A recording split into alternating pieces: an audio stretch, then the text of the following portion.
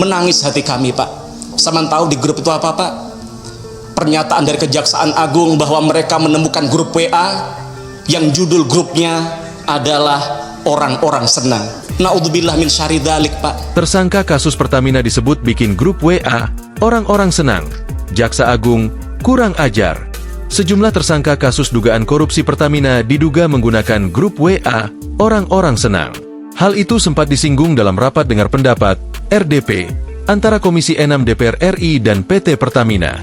Bahkan tadi malam, Pak Simon, ketika kami mau tidur, Pak, kami mendengar satu berita yang di-share oleh kawan kami di grup Komisi 6, Pak. Menangis hati kami, Pak. Saman tahu di grup itu apa, Pak?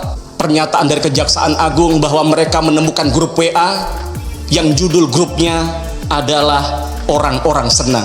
Naudzubillah min syarri dzalik, Pak. Jadi ternyata mereka melakukan selama ini dengan kesadaran, Pak.